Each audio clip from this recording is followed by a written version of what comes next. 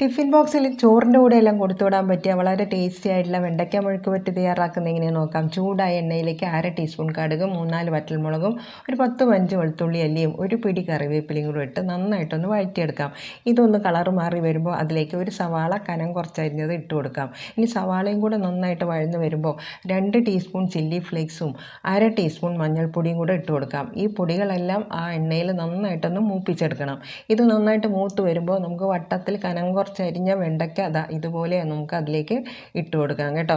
ഇനി ഇതിൻ്റെ കൂടെ തന്നെ പാകത്തിനുള്ള ഉപ്പും കൂടെ ചേർത്ത് ലോ ഫ്ലെയിമിൽ ഇളക്കി ആ വെണ്ടയ്ക്കയുടെ വഴുവഴുപ്പ് മാറി വരുന്നത് വരെ ഇതുപോലെ ഇളക്കി കൊടുക്കണം കേട്ടോ. ഇനി വഴുവഴുപ്പെല്ലാം മാറി വെണ്ടയ്ക്ക ചെറുതായിട്ടൊന്ന് മൂത്ത് വരുമ്പോൾ അതിലേക്ക് നമുക്ക് 1 ടീസ്പൂൺ കുരുമുളക് പൊടിയും കൂടെ ചേർത്ത് കൊടുക്കണം. ഇനി എല്ലാം കൂടെ നന്നായിട്ട് ഇളക്കി 1-2 മിനിറ്റ് നേരം കൂടെ ഇളക്കി കൊടുക്കണം. അപ്പോൾ അത് നല്ല ഡ്രൈ ആയിട്ട് നല്ല ക്രിസ്പി ആയിട്ട് വരും.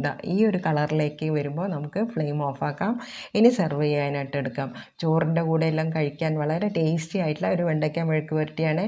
ഒന്ന് ഉണ്ടാക്കി നോക്കിയിട്ട് കമൻറ്റിൽ അറിയിക്കണം കേട്ടോ.